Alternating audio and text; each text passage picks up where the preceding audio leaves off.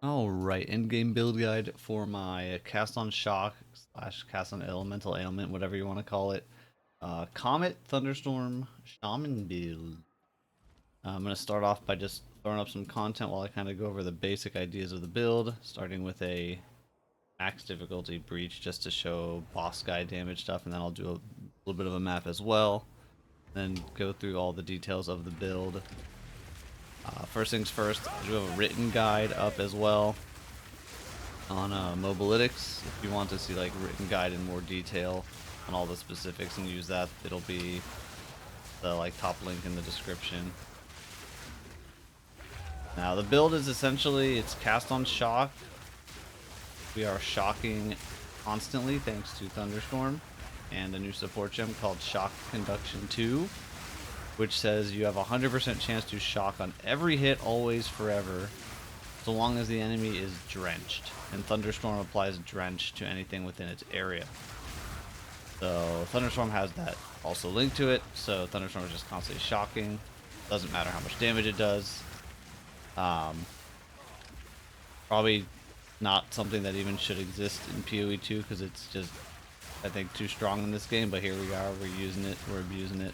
I also have a second Shock Conduction 2 linked to an Entangle gem, just because Entangle is a good skill for hitting a bunch of times off a single cast, because it attaches to enemies and then just pulses hits. And again, as long as they are in the Thunderstorm, the Entangle will also add more shocks and get even more triggers. And I have a limit of 3 Thunderstorms, so I can cast it 3 times. The hits will stack up. And then on top of that, I have a Living Bomb that I'm using on trash to get infusions, and also it just triggers the little living bomb explosions, which helps clean up the clear a bit. And I mean, that's pretty much the setup. The extra utility stuff is a curse, a sigil of power, and the apocalypse skill from Shaman, which I use mostly for single target stuff. It's to apply my crit weakness debuff from my offhand, so I'm gonna like pre-pop it as I get to the boss here because it lasts a really long time. It does also help clean up some trash stragglers, like weak white mobs just get flagged by it and killed. Yeah, so I'm gonna put all my stuff down, 3 thunderstorms, pop a vines, and then hit living bomb over and over on the boss to get empowered comets. And yeah, the boss just is dead. Boss explode. Damage very high. Very good, yes. Very, very good, yes. I'm gonna go grab my loot. I am gonna open another map, and I don't want to lose my loot. Yeah, the damage is where the build shines for sure. I mean, defense is quite solid as well, thanks to being a CI character and getting a bit of extra mitigation stuff and giant ES pool, all that good stuff. The clear speed is like fine. On earlier like low budget when the damage wasn't as high, there was times where it was like you would have a little bit of scuff here and there. It was never like unplayable, but like at this point with how much damage I have, my character's pretty geared up. I can do a lot of trash clearing just by pressing Thunderstorm and not even following it up, whereas previously I would be always following up a Thunderstorm with either a Living Bomb or an Entangle. I still follow it up with a Living Bomb quite a lot just out of habit, but I don't actually need to. I don't think this map's anything super special on it. It's just one of the put a bunch of abysses on the map and try to get rogue exiles that I've been farming, but it gives you an idea of the trash clear.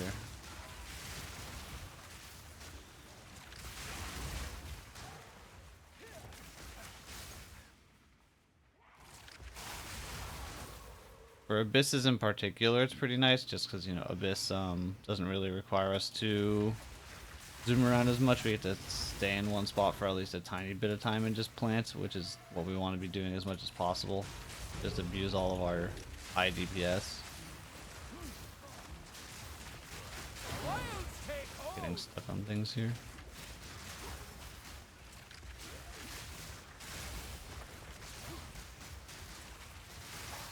But yeah, the clear's pretty basic, but it gets the job done well enough. And essentially the idea is,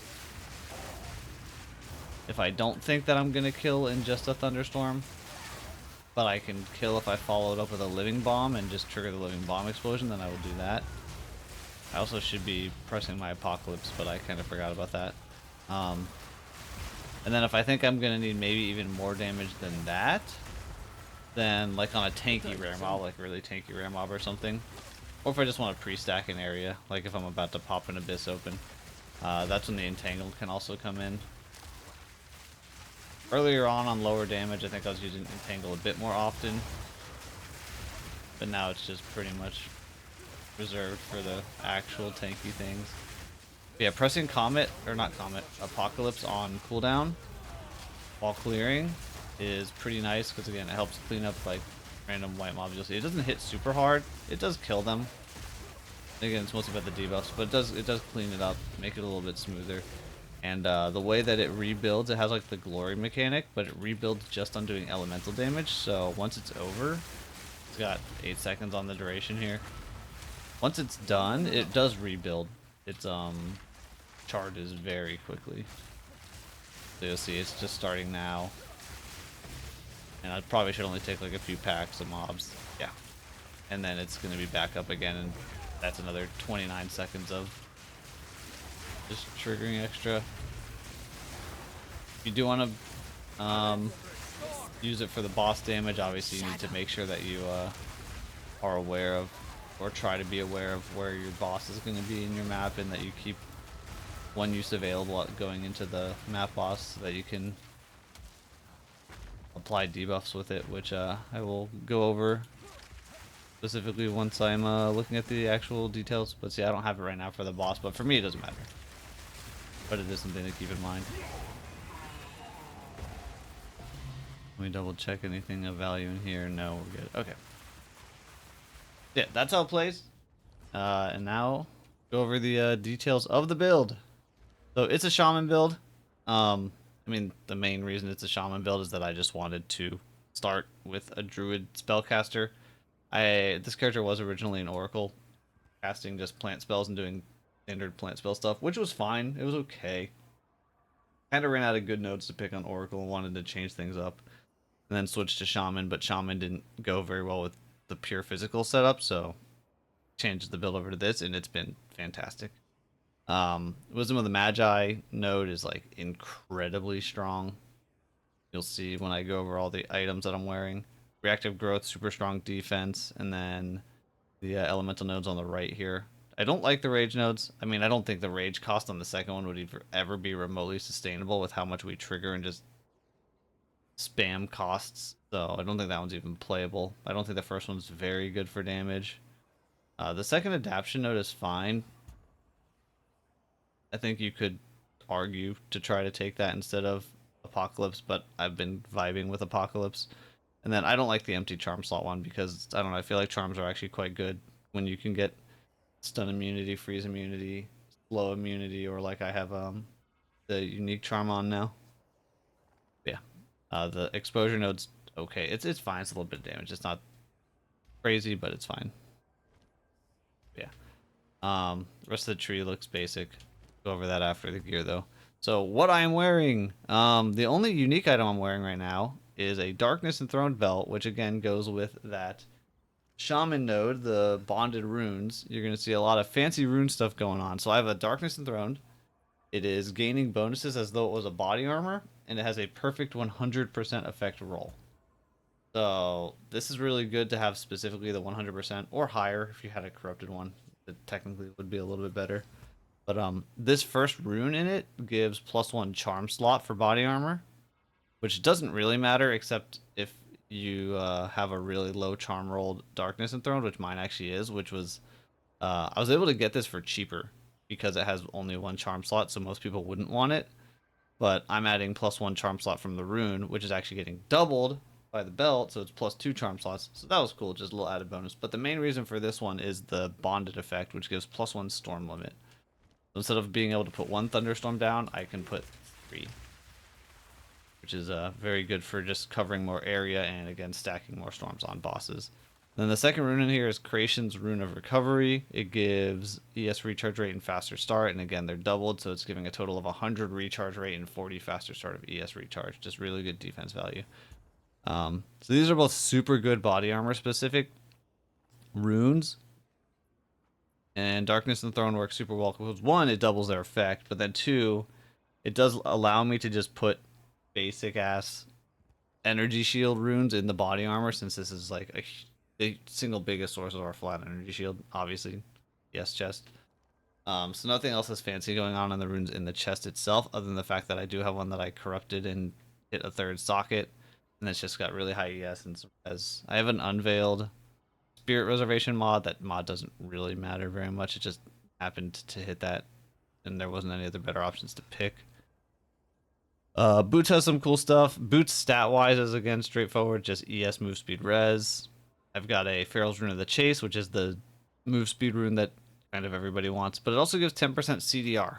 10% CDR is actually pretty nice. It means our convalescence is up more, but then also there's a couple supports on Thunderstorm, Coursing Current, and Static Shocks. These are basically the two biggest sources of clear in the build outside of when your comets trigger. Like when you're killing a white pack and your comets aren't going off. These two things are doing the heavy lifting. They're just two different damaging effects that trigger when you shock enemies. And they have multiple uses, but they have cooldowns. So CDR means that they're able to trigger more often. Then the second one in the boots, this is like a more min-maxy investment one, but it's very cool. You lose 5% max life while sprinting in exchange for 25% movement speed while sprinting. So just huge speed boost while sprinting. And since we're CI, we only have one life. We do still degen. It's weird visually. It doesn't show it, but if you sprint around with no regen, you will die after like 20 seconds of running. But counter it by having just flat life regen on any of the other pieces of gear. So I have it on a ring, just 11 life per second, and that sustains it. We just get the big speed boost. Speaking on the rings, so ESCI builds kind of get awkward, right? Because there's no life rolls, or there's no ES rolls on rings, but we can get mana prefixes, which are very nice because this build is extremely mana intensive. It's basically a race against your mana bar to kill bosses. Like, you're never gonna really sustain mana properly as you're scaling your damage. It just, you get a little bit of mana sustain, then you maybe get another gem level, and it just destroys your mana again. But we try to get enough damage that anything that I'm trying to kill will just die before I go out of mana or shortly after, and it's fine. Okay, so mana good. I do have cast speed on both rings. I really like having cast speed. It doesn't improve DPS at all, really, to have cast speed because everything's just like set tick rates and triggers. But it increases the smoothness by quite a lot. And then other than that, resists and percent damage prefixes. There's this unveiled one, the desecrated spell damage on full ES, is a really good mod. I don't have it on my second ring. I don't think. Oh no, I do have it on my second ring. I don't have the percent like cold damage that this one has. But second ring is basically just the same thing, but instead of life regen, I have a percent mana regen rate mod, which it doesn't do a ton, honestly, the mana regen, but it helps, and I didn't need another res, so there was not really much else to get there. Gloves, stat wise, ES, res, crit bonus. Mine has pretty low crit bonus. This is probably one of the weaker pieces on my current character, but there's just not been very many gloves available on trade to like buy really, really good ones. I haven't looked in, I think, a day or two, but gloves have been randomly pretty scarce. But yeah, pretty basic stat wise, and then rune, we get another really good one here. 8 cast speed glove rune, and the bonded effect gives mana cost efficiency while on low mana. So there's a lot of mana cost efficiency I'm going for here. It's the most efficient way that I've found to try to mitigate the mana cost. Like you can see right now, my comets cost 168 mana every time they trigger, and when I'm on a boss, it's triggering like 2, 3, 4, even maybe a second. Like they just trigger like crazy. But I do have a bit of, that's with quite a bit of cost efficiency, and specifically on low mana, it should go down a bit because I have a couple sources of that. It goes down to 133 cost on low mana. So yeah, the mana cost efficiency mods are really, really good. My amulet, I have a really strong amulet. I crafted this one yesterday. It was like 45 divines, I think, to make it. But it was actually like pretty reliable to craft for the most part. I have the step-by-step of how I made it in the written version of the guide. Yeah, it's basically just a bunch of ES mods on prefix with the spirit, and then +3 with I needed one res roll and then one damage roll. I was kind of hoping to hit like crit chance or crit multi, but I hit cast speed first and just went with the cast speed. And then my anoint is again a mana node because these are the most important. Mana is basically damage. So more mana cost efficiency equals more damage. And I put it on a mana regen base when I crafted this because I felt like I didn't really need more flat ES. So whatever. Helmet, straightforward again. ES item, and then crit chance. And I didn't need 2 resists on this one, so I was able to get rarity. This helmet was really, really nice, but it was also another very expensive item. And the weapon, chiming staff, is the base you want. So you can get sigil of power. And then other than that, it's pretty much just getting a whole bunch of damage rolls. I think the priority is, in terms of like DPS value, would be the plus spells. And then I think technically the gain as extras are better than spell damage. Um, but yeah, you want prefixes with gain as extras and spells, whatever. And then suffix wise, again, crit is better DPS than cast speed because cast speed doesn't improve DPS. But that being said, the amount of cast speed that rolls on weapons is super high. So if you were to pick somewhere to like sacrifice some crit stats to get cast speed, if you just want the smoothness, yeah, the weapon's a really good one for it. And then socketed in the weapon is just 3 greater vision runes, which give 24 crit chance, and then the bonded bonus is 25 crit bonus, which is like huge, huge damage. I think I checked it at some point, and these runes are basically like the same or even slightly better damage than putting the rune in that gives +1 spells. But if I put +1 spells in, that also increases my mana cost, which is a bad thing. So these just like are straight up better. Then also my helmet. I forgot to mention the helmet rune. Another one, cost efficiency, and then the bonded effect has meta skill reservation efficiency. Super strong. Really helps with the spirit. We did get pretty close on the things that we're running. So on the skills, um, just go in order here that they get listed. Apocalypse, again, this is the one from Shaman.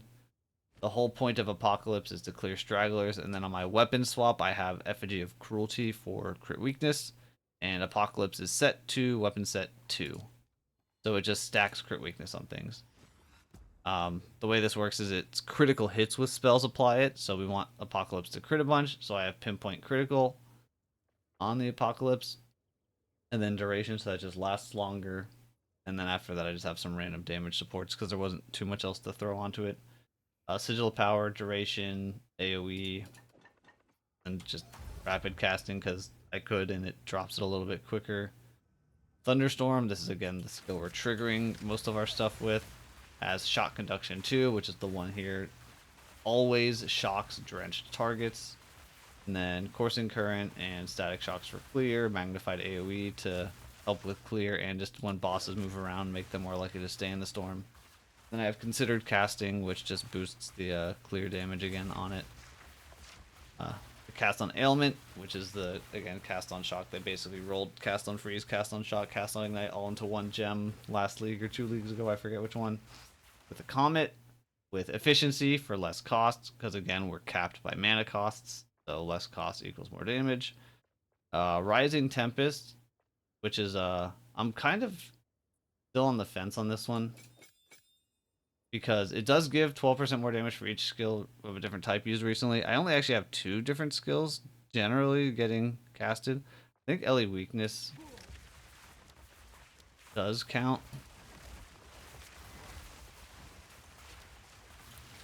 Yeah. But that's only for a little bit. But either way, there wasn't much else to put here. But the thing with it is it has a 20% cost multiplier. If you are like finding yourself running out of mana too often, you might want to swap this for I don't know, something. Execute maybe, just because Execute has a lower mana multiplier. But other than that one, LE Focus is just 25% more damage. You can't inflict ailments, but whatever, you just lose out on freeze. It doesn't seem like a big deal to me. It doesn't have a cost multiplier, which is really good. And then the last one I have is Boundless Energy, which just makes it trigger more often. Again, more often of triggers means you're going to spend mana faster, so not super high prio if you find that your mana is currently a problem. But once you have a lot of the cost efficiency, this is nice because it's not the biggest single target boost, but just triggering more often on clear makes your clear more consistent on like rare mobs and stuff. So it's still super worth it. Next up, Entangle again has the shock conduction. So if they are in the thunderstorm when the entangle is ticking, this also is able to apply a bunch of shocks and get more triggers. And I have branching fissures, which just makes the entangle cover more area for cast. And then I have this combo of supports, Overcharge and Commiserate. So Overcharge gives 50% increased shock effect. So it's just making the shock from Entangle stronger. So when I use it, it gets a slight DPS boost because the shock goes from like 30 to 40% or something. And then Commiserate says when you inflict ailments. Oh, the downside of Overcharge is that you also shock yourself um, in exchange. But Commiserate says when you inflict ailments with supported skills, you remove that ailment from yourself. So what happens is the Entangle applies a shock and then immediately removes it from yourself. So you're ignoring the downside of Overcharge, but then also if any enemies ever shock me, um, this is also going to pretty much immediately, if I have an Entangle up, eat that shock. So it's like semi-shock immunity as well, which is very nice. Next up, I've got Living Bomb. Let me move this gem around. I'm trying to put them back in the order where it was like kind of the priorities here. Living Bomb, again, is for fire infusions. Again, if I look at Comet, so you can see my tooltip on the Comet right now says 140,000. When it's fire infused, it's 347,000. So it's 2.5 times as much damage or something like that. And we're getting those fire infusions with Living Bomb. You just cast it on enemies and then they pop. So I have Harmonic Remnants to get extra remnants for those infusions, and you can pick them up from further. Overabundance is just so that you can, like on a boss, you can drop a couple at once. Or it's like on trash mobs, you can tag 2 different spots at once. And then I have this new lineage support, which I didn't even know existed until I think yesterday, called Arbiter's Ignition, which gives Elemental Archon when you ignite an enemy. Elemental Archon is the just generic Archon now that they merged them together. You get 25% more LE damage for 10 seconds. None of the other mods really matter. And then it goes on a 20-second cooldown. So it's at best it's 10 seconds up, 20 seconds down, which isn't super high uptime. But it only costs 1 support gem, and it seems to basically proc immediately every time it's available. As soon as I cast a Living Bomb. So, still pretty sick. And then I have Magnified Area and Rising Tempest just to make the Living Bomb hit trash mobs a little harder. LE Weakness, Heightened Curse with just, its curse effect. Minus cost, increased duration. And then I have this Hyoxys Fulmination, which is the thing that does the gigantic beam on the curse after 7 seconds. The beam is completely unnecessary. I just have it because it's fun. I don't know, it looks silly. But in reality, it's probably a net negative just because of the screen clutter. The main reason that I have it is this gem also essentially just functions as a Cursed Ground support. It does the same thing that Cursed Ground does. So, if you don't like the beam and it's distracting, just put Cursed Ground there. And then finally, we've got the other 2 reservation kind of buffs. Convalescence. Use that to trigger ES recharge whenever you're in danger. It's got increased duration, increased cooldown recovery, and then I have a rank 2 clarity because I had enough spirit to do this. Basically, if you don't have enough spirit, the priority is to have mana remnants running over any tier of clarity.